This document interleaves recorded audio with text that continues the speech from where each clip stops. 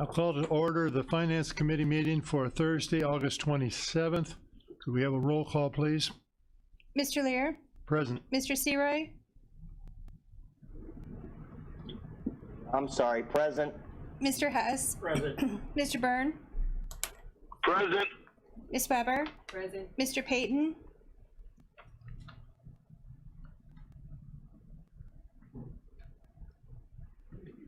I'll come back to him, Ms. Parker, Present. Mr. Kinzinger, Present. Mr. Zenz, Present. Ms. Haas, Present. Mr. Sponson, Present. Ms. DiColo,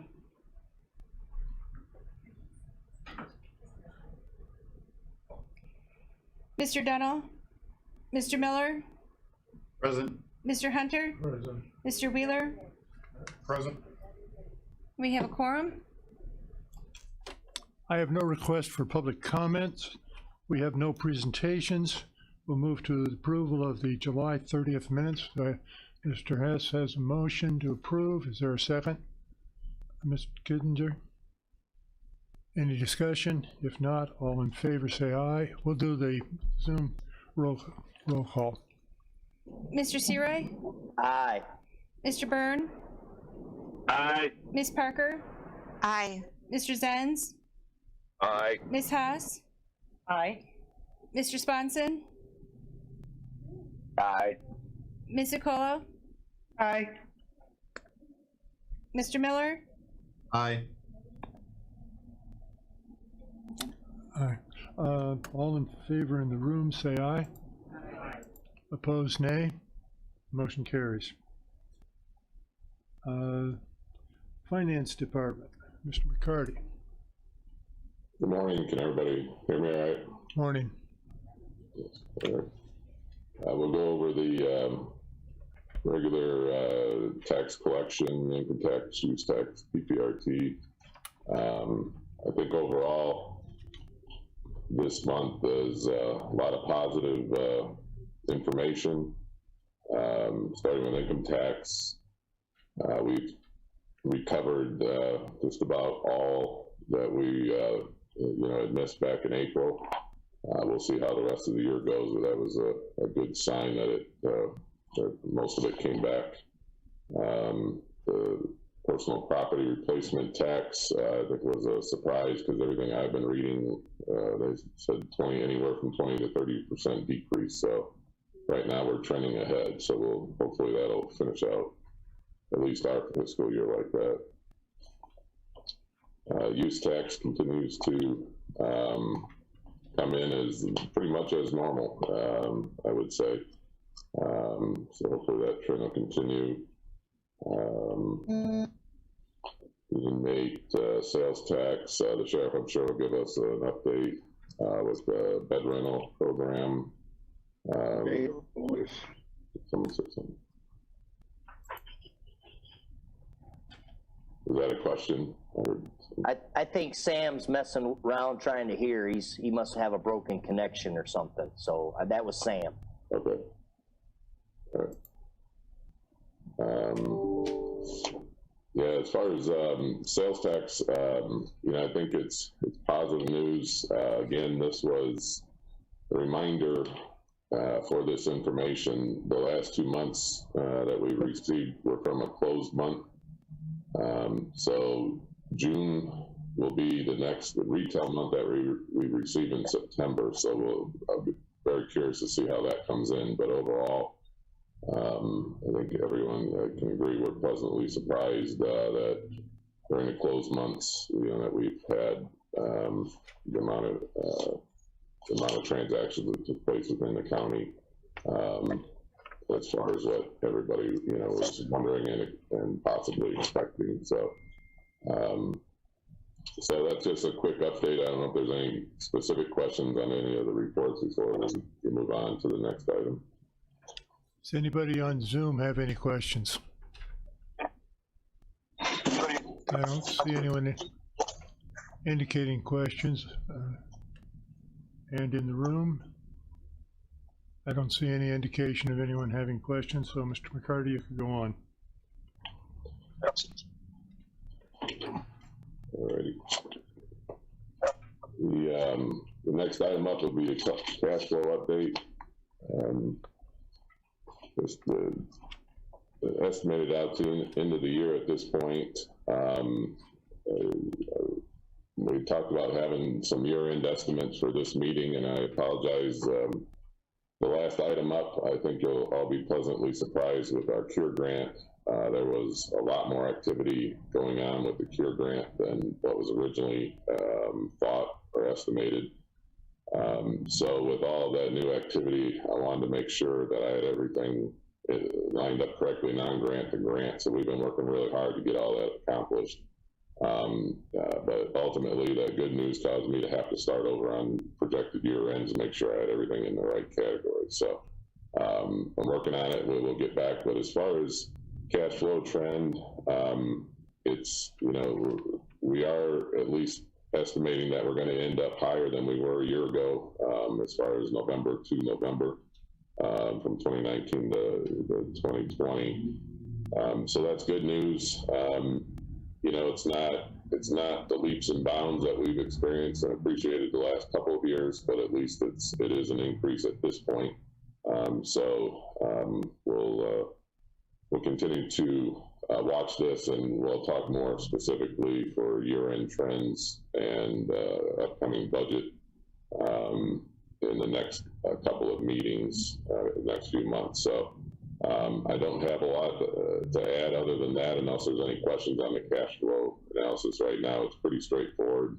We are caught up within 30 to 45 days with all of our vendors. So it's flowing pretty nicely right now. So it's a matter of continuing to watch how the future trend and how the spring will go that we're keeping a close eye on at this point. Anyone on Zoom have questions about the cash flow? Anyone in the room have questions? As you're saying, it looks very positive, so it makes it easier. We don't have to ask as many questions. If you go on to next, we have a number of claims that have been recommended not for approval or not recommended. Mr. Chairman, would you want to address some of those? Just depends on which order we're doing these. There's different people for different ones of these, so. Stevie, turn on the mic. 16. We probably should take them one at a time if. All right. We want to start then with the one in the original packet that is in terms of the retirement badge. Sure, the retirement badge. I'm pretty sure the sheriff might have something to say, but we've dealt with one of these before in the past when the auditor rejected the claim for a retirement badge for an officer. It's in all of their contracts. It's in all their labor contracts. So I don't know why we're doing this again when he's asking where's the written proof. We've already supplied that. It's in the contracts. I don't know if there's a memory issue or a lack of understanding that this man was disabled in the line of duty. I don't know. I'm going to back off because this is All right, frustrating. the committee hears what you're saying, I think. Yeah, this is ridiculous. Mr. Hess has a motion to pay. Mr. Hunter seconds. Any discussion? Hearing no discussion, we'll have a roll call from the Zoom and then from the room. Mr. Seroy? Aye. Mr. Byrne? Aye. Mr. Payton?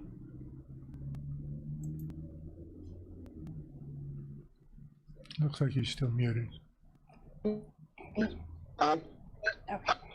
Ms. Parker? Aye. Mr. Zenz?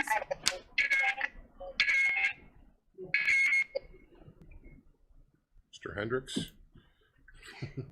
Mr. Zenz? Aye. Ms. Haas? Aye. Mr. Swanson? Aye. Ms. DeColo? Aye. Mr. Miller? Aye. And in the room, roll call in the room. This needs a roll call in the Oh, room. I'm sorry. That's Mr. fine. Lear? Aye. Mr. Hess? Aye. Ms. Weber? Mr. Kinzinger? Mr. Hunter? Yes. Mr. Wheeler? Aye. Motion carries. If it's easy, I'll just have you do an entire roll call. at one time? Sure. Okay. Next, we have some that, it looks to me like they're all one issue, so if the committee is this, in agreement, we would, We've already done this. I just wanted the committee to understand again, what's going on in these games that are played. A couple months ago, I believe it was this committee that approved all workforce board claims because they are not county business. They just pass through us to be the oversight arm, if you will, for the workforce board. We do the accounting. We're hired to do that, so it's not county business. And if you draw down the money, it has to be spent within 3 days. So in effect, us having to come to committee each month would cause the workforce board, which is not the county, the auditor has no legal right to have anything to do with, as far as his statutes go. It would cause them to lose their funding. So the actions of one affects an entity outside of Kankakee County government. So I just want to draw attention to the fact and note some of the things on here. The questioning of the workforce board's expenditures when he has no legal authority to do so. Questioning why somebody would have an ADA chair in their home, that is beyond offensive to me. So I don't really understand where this is all coming from. Where is the copy of the agreement? We are not the workforce board, the county isn't. He submits FOIAs to us for information that's from another entity.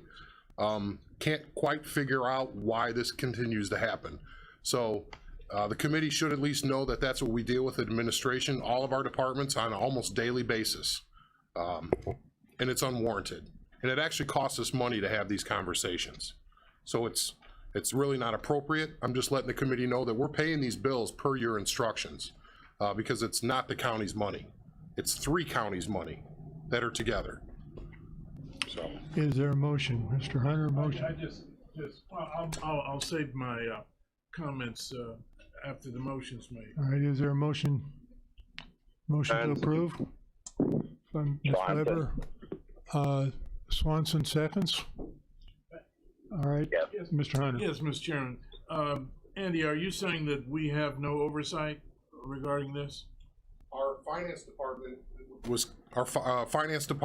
well, the county board, but the finance department was contracted to be the check and balance for the workforce board because it was at KCC years ago. They were the grantee, I believe, but they were also recipients, so that's a violation of single audit standards. So they needed the separation of internal controls. We are that internal control for the workforce board.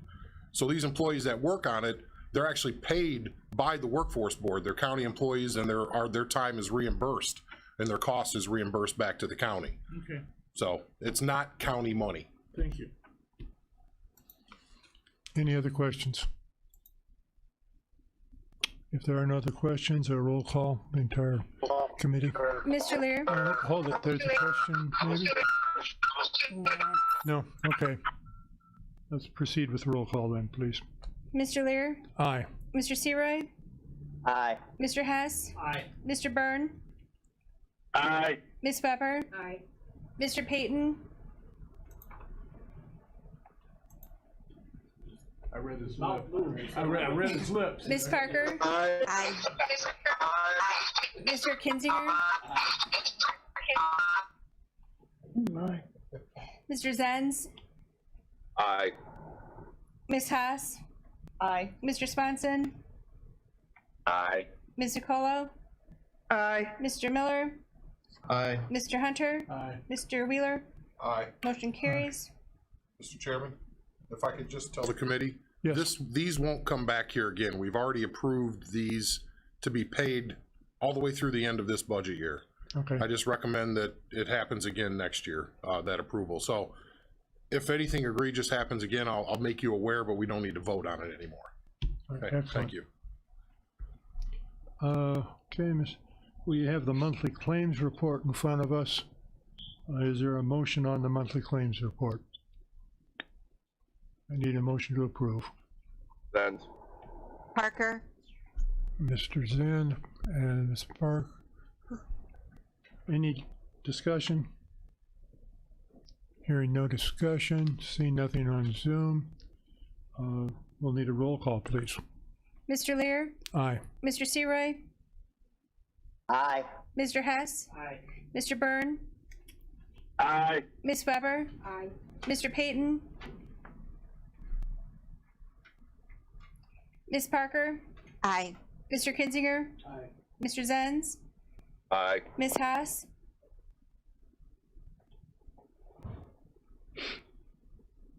I think we lost her.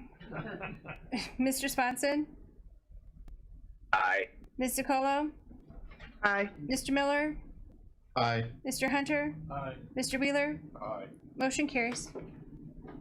Thank you. Mr. McCarty, Cure Grant update.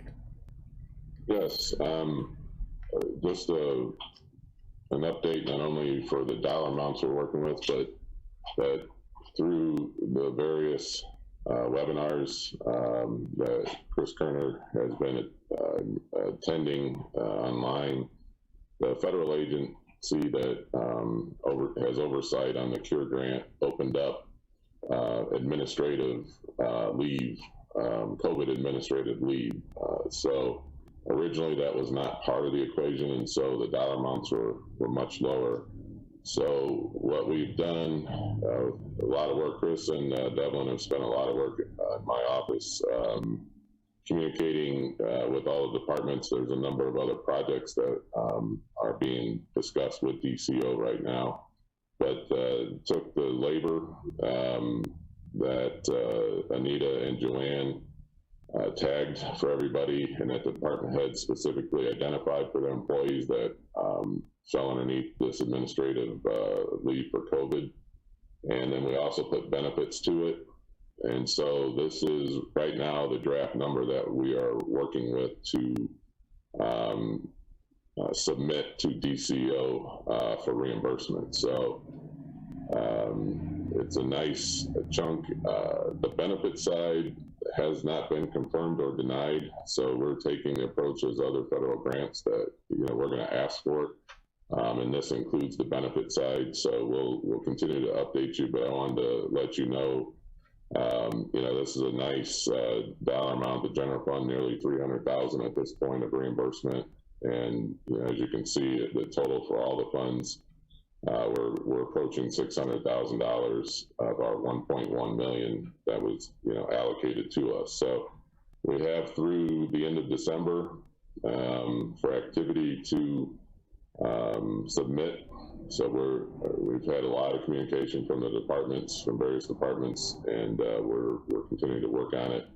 So I just wanted to give you an update and also update you on the dollar amount that we're attempting to being reimbursed for this COVID activity. Mr. McCarty, do I understand you correctly that you're saying we have gotten some reimbursement money? Not yet. They just opened up the portal to begin to request for reimbursement. Okay. Any other questions in terms of this? Mr. Kenyon? A question for Mr. McCarty. Is that a one-time application, or can we do that on a monthly basis?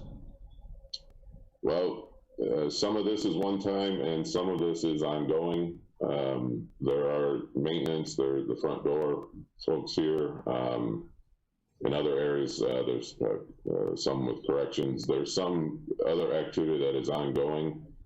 Any remaining amount, it's our understanding right now, any remaining amount then will be reallocated, and we have no idea how that reallocation is going to go and for next year. So, we're being told to, spend as much as you can. That's, that is, legally connected to this.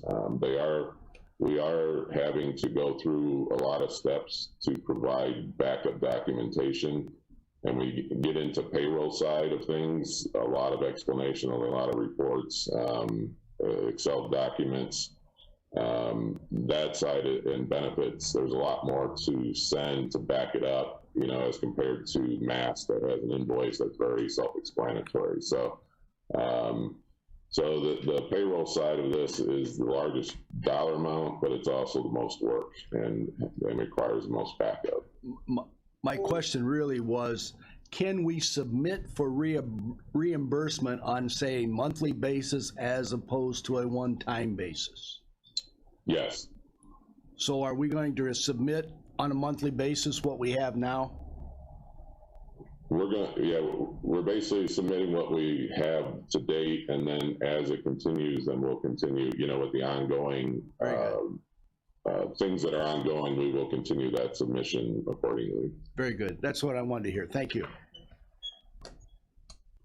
Are there other questions in terms of the CURE grant? Do you have anything else, Mr. McCarty? That's all I have for now. All right. We'll move on then to.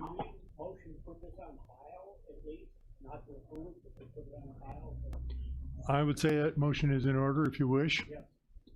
All right. There is a motion. Is there a second? Ms. Weber seconds that. The motion. Any discussion on the motion? Could you restate the motion, please, Chairman? I'm sorry, I didn't have the, Mr. Hess's mic on. Mr. Hess? I make a motion that we put this on file. It's not to approve it, just to put it on file so there's a record.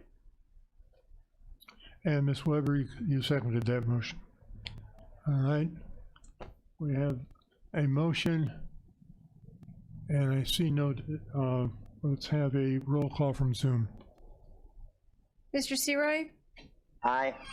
Mr. Byrne? Aye. Mr. Payton? Ms. Parker? Aye. Mr. Zenz? Aye. Ms. Haas? Aye. Mr. Swanson? Aye. Ms. Zucolo? Aye. Mr. Miller? Aye. And in the room, all in favor of the motion say aye. Aye. Opposed, nay. Motion carries. Any other things in terms of finance? Mr. Chairman. Just a point of, I guess, clarification. When we approved the claims not recommended for approval, did that motion include the claims that were in the packet? To approve the claims, because we have to approve the claims now. So but I want to make sure that was part of the motion. Approve the Yes. claims as presented and the ones that were not recommended. Yes, I just want to clarify, just for the record. that should be clarified in the record. Okay. All right. Treasurer's Office, Mr. Afcano. We have his report in our packet, or that was sent out, I think, wasn't it? No, we have it in the packet, yeah. So is there a motion to combine and approve the reports?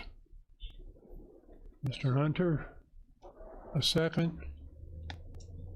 Ms. Haas, seconds. Any discussion on combining and approving the reports? Hearing no discussion, roll call from Zoom, please. Mr. Seroy? Aye. Mr. Byrne? Aye. Mr. Payton? Ms. Parker? Aye. Mr. Zenz? Aye. Ms. Haas? Aye. Mr. Swanson? Aye. Ms. Zucolo? Aye. Mr. Miller? Aye. And in the room, all in favor, say aye. Aye. Opposed, nay. Motion carries. Mr. Afcano, what do you have for us? Good morning. Good morning. Morning. I don't have a whole lot, just let everybody know that second installment of taxes are due a week from today. We put out a Facebook ad yesterday to remind everybody of that. Everything at this point seems to be going okay. I think there's a little concern with the new COVID, the reapplication of the COVID requirements. So we put that out in the ad, just, you know, be cognizant that there'll be social distancing, mask wearing, temperature taking, all those sorts of things, occupancy. And we reminded everybody to actually try to use the bank if they could, mail, online. Everything though is going well. We're happy with the collection at this point. And I guess the only other thing that we would report is as I reported here before, excuse me, the surplus auction will take place in sealed bid fashion. We will be getting the books, they're telling us next week, which show all the surplus properties, and in that packet will be exact information on how the sealed bid process will take place. And so as soon as we know, if it's before actually the next board meeting, perhaps I'll speak at public comment to let everybody know how to do that. But at this point, I would say everything in the office is good unless someone knows anything better. And that's it. Are there questions for Any Mr. questions? Yeah. Mr. Hunter? Mr. Treasurer, will you provide those procedures on Facebook as well, too? I will. Thanks, Steve. That's a great idea. Okay. I will do that. Thank you. Other questions? Hearing none, I guess that's it for your office. Have a great Labor Day weekend, everybody. Thank you, you too. We move to the Sheriff's Department. Sheriff Downey?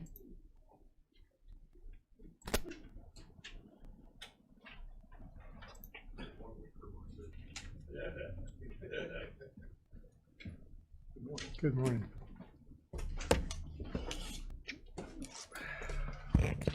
Good morning.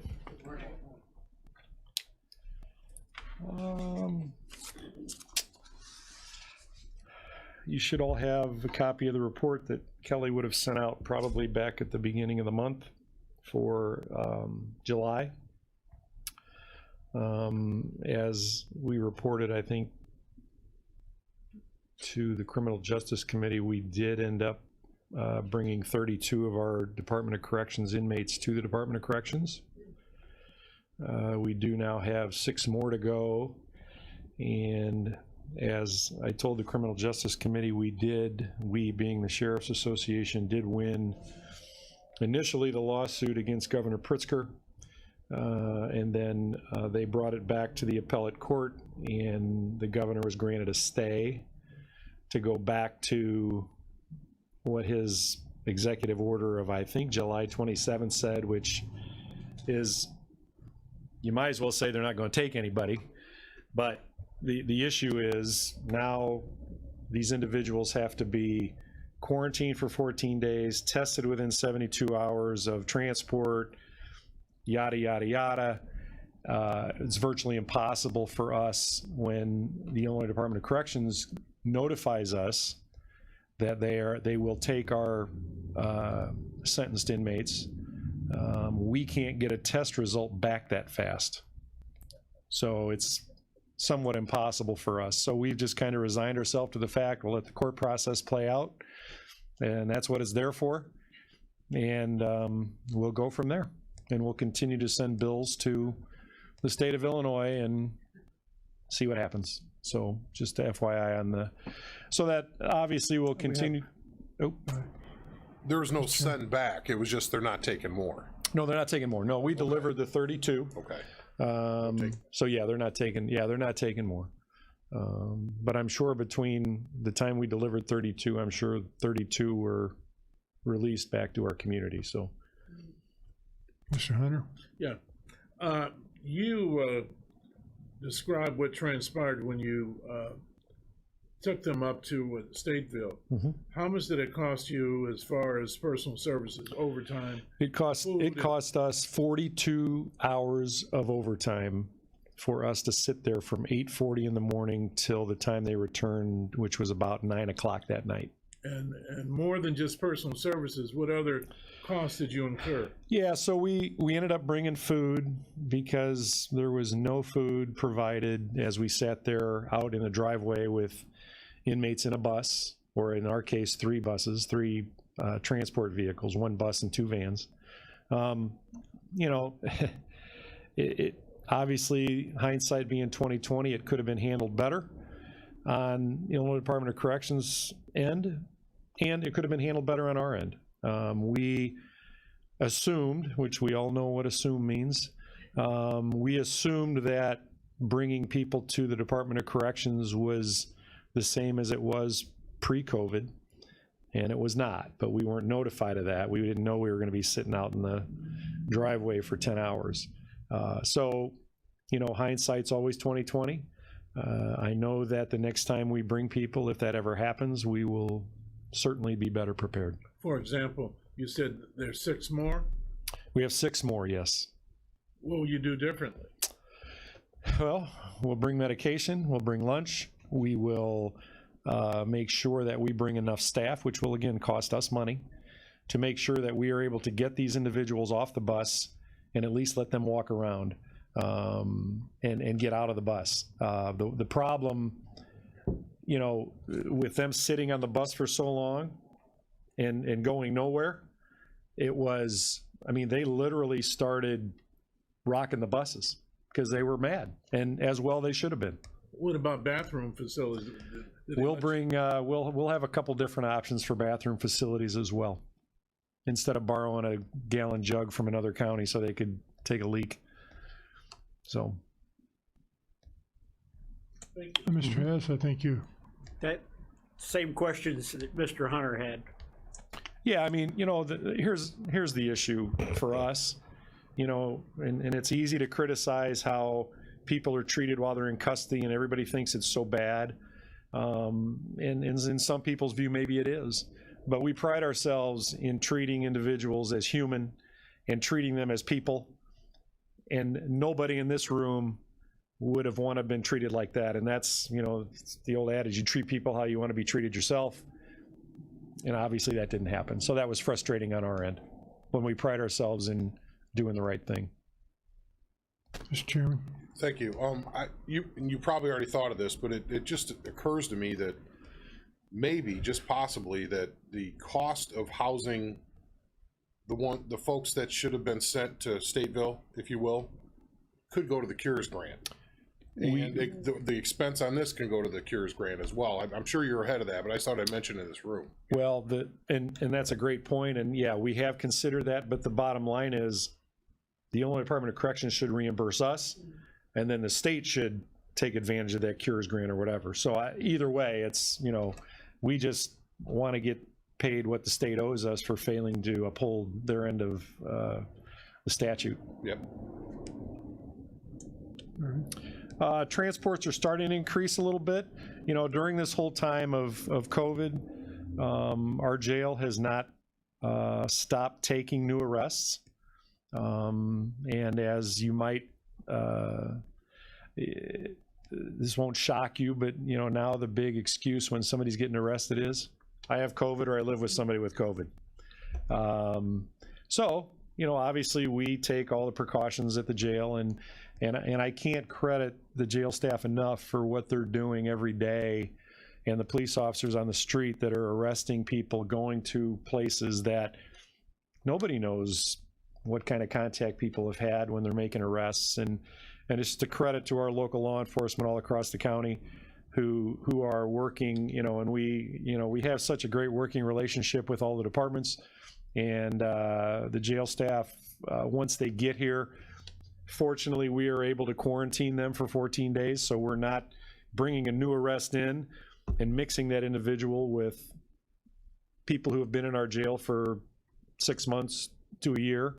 So they are quarantined until we know that, you know, for those 14 days that's required by the CDC, and then they're moved into general population once we are fairly certain that they don't have COVID. So I know my jail administrator, if he's watching, will not be happy when I tell you that we still do not have a COVID case in our jail.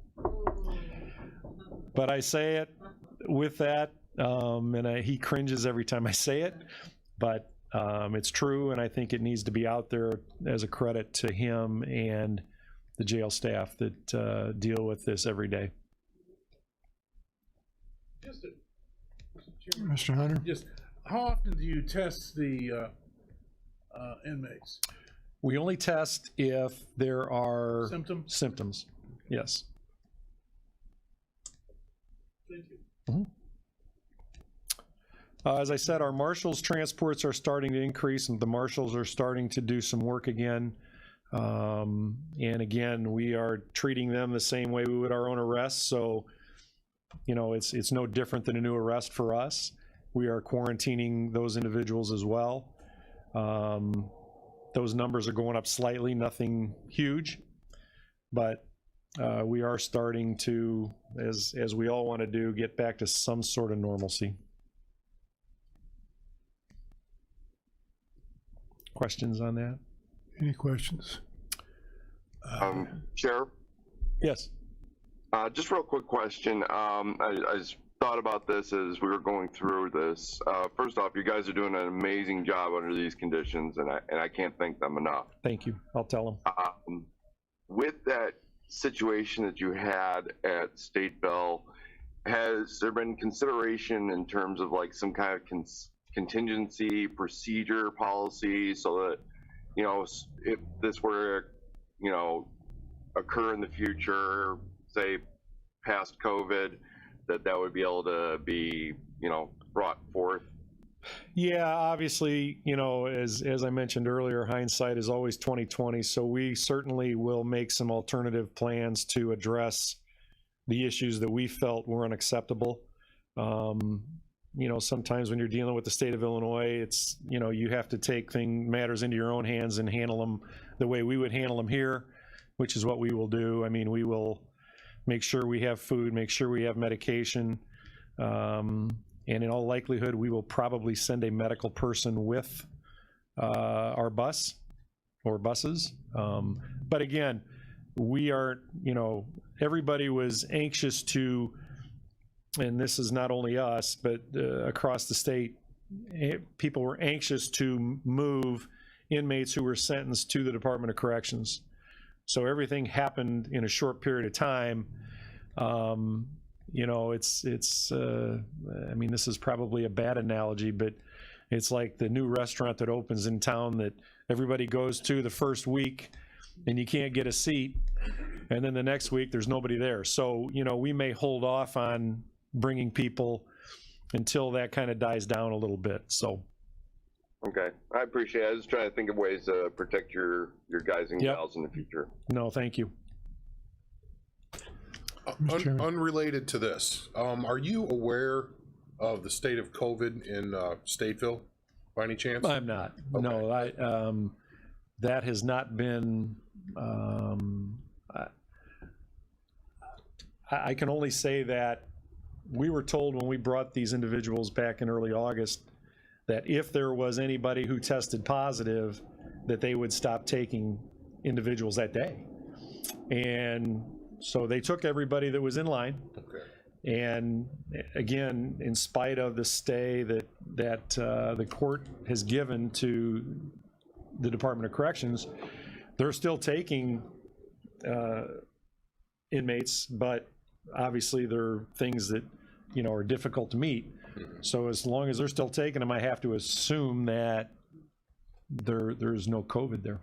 All right. I just anecdotally, I'm hearing that there is, and that zip code is the zip code that they're in. I think was at 14% positivity rate in that area. Yeah. And you know why I'm asking? Yeah, no doubt. Numbers are being skewed. And, no doubt. And heavily. I'm just trying to get my arms around. No doubt. If that's part of it. I will. What I'll do is I'll try to find out today. If I can. I don't need exact numbers, but if they have COVID cases. Because those tests don't go through the health department. Those go through the state. State, yes. So we don't have access to that data. Right. Unless it's amalgamated in a big number. Right. Thank you. Appreciate it. Just a couple other things. You know, one of the things that was lacking when we took over animal control was adequate maintenance personnel. And that's certainly not a slam at anybody. Wes does a great job with the personnel he has, but there's only so many bodies to go around.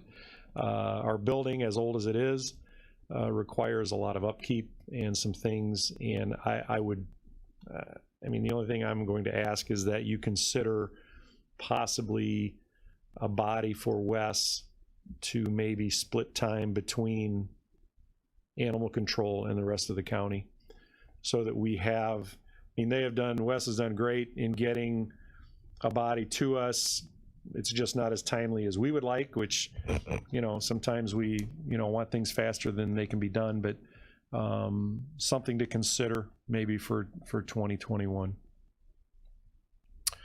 And then the last thing I would say, and I debated on whether or not even bringing this up because it's already a moot issue because it's paid, but it's just disturbing, and I won't get into too many specifics as to the badge issue with our retired deputy.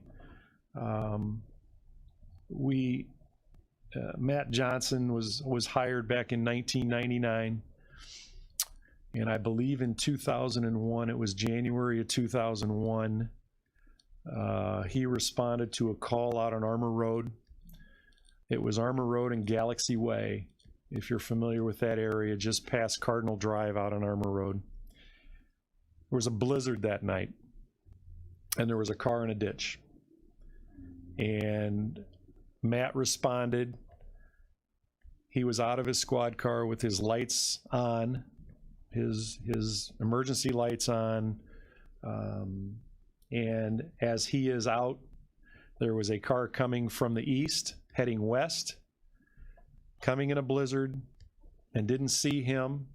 Claims that she didn't see the lights, which, you know, we have no idea whether she did or not, but he was parked in the middle of the road, and that car struck Matt going probably about 35 or 40 miles an hour. Maybe I have the speed wrong. It may have been faster. Literally hit him with the hood of his car, and he fell back into the windshield and has a disabling brain injury from that day on, and has been disabled from that day on. And I will tell you one thing, in spite of all the anti-police rhetoric out there, Matt Johnson didn't sign up for that, but he knew it was part of it. And I appreciate the Finance Committee approving the retirement badge for Matt. It means more to him than you guys will ever know, for what he did for our community, and to have somebody question that and deny it is actually somewhat insulting to law enforcement, and shame on him. And that's all I'll say on it. How old is he? Mr. Hunter. How old is he? I believe he just turned 50, which would have made him eligible for retirement. Mr. Hunter. Yeah, just another, could you oh, I'm sorry.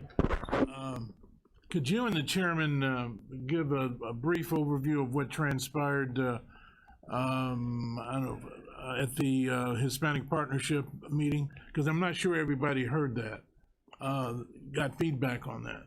Yeah, I mean, it was, you know, it was a very good meeting. I mean, there was a lot of questions asked, and as I've always said, and sometimes in this day and age, people ask questions they don't really want to hear the answer to. As the chairman does often, as do I, we're going to tell you what the answer is, and you may not like it, you may not agree with it, but that's okay. We can disagree in this world, and there's nothing wrong with it. But it was very cordial, very respectful. I like to think we answered questions. Again, they weren't questions, they weren't answers that they agree with. Some of the members of, not necessarily Hispanic Partnership, but some groups that were there. And, you know, we are very transparent from what we do. And I think that is at least what we can do for people, is to be as transparent as we possibly can for what we do day in and day out in our business. So, Mr. Chairman, would you? Really, for this committee being its finance, the only question I really fielded had to do with finances of the county, and someone insisting that we had better have a new business model for after November, because all this is going to change, and what are you going to do, and all of those types of things. And there was at least a mention, if you will, of us. I think it was in one of your questions that we don't provide transparency on the numbers. Yeah. And if you look at the screen right now, there's nothing more transparent than where the detainees and inmates are at from marshals, ICE, and local, what those numbers are. It's not hard to figure out, you know, at 267 of our locals every day, if you do a math of $90, let's just say, and that's the short side, because we're paying more, it's more on locals. It's more on costs locals, more on but locals. just to say if it was the same as the feds, it's easy to put the numbers together and take a look at an overall budget, and what's the impact if we did not rent those empty beds. And it would be, we were already had gone through layoffs, haven't really restaffed, we a couple back to the sheriff's department, but most departments are still running where they were 4 years ago because we're not out of it yet. So that was, I guess, to the point of sometimes people don't like the answer. They don't realize that if to make up for the, you know, $12 million or whatever the number is this going to be this year, you have to have, I think I told them it was like 400 CSLs to make up for that property tax. There's just no, there's not a, and you can't blame the public because they don't deal with this every day, but they don't realize that that's where the property taxes pay for all this stuff. And we would need a heck of a lot of factories to move here real quick in order to be able to support our current operations, you know, and we're still short-staffed. We still don't have enough people to ride double on 3 shifts in certain areas of this county. Would you agree? I would, and I would also add that, you know, people lose sight of the fact that we're housing people because they have some lawful authority. They have violated the law, whether you agree with it or not, whether it's just for crossing the border. They have violated our laws, and I'm not sure where we've lost that in humanity today. But you know, there needs to be more accountability, because once we let up on this law, then we let up on this law, then we let up on this law, and what do we have? We have chaos. So, yep. Are there any other questions for the sheriff? Mr. Kininger. Thank you. Just a quick comment. I appreciate the work they do. It's a tough job right now, and we need to stay at it. Thank you. And enjoy your Labor Day next week. It's another week away. Sorry, Nick. Okay. We have nothing from the auditor's office at this time. Is there any other business to come before the committee? Any new business to come before the committee? If not, Mr. Hess, a motion to adjourn. Is there a second? I'm looking for a Zoom second. Seroy. Seroy, all right. All in favor of the motion say aye. A duet. Opposed, nay. Motion carries.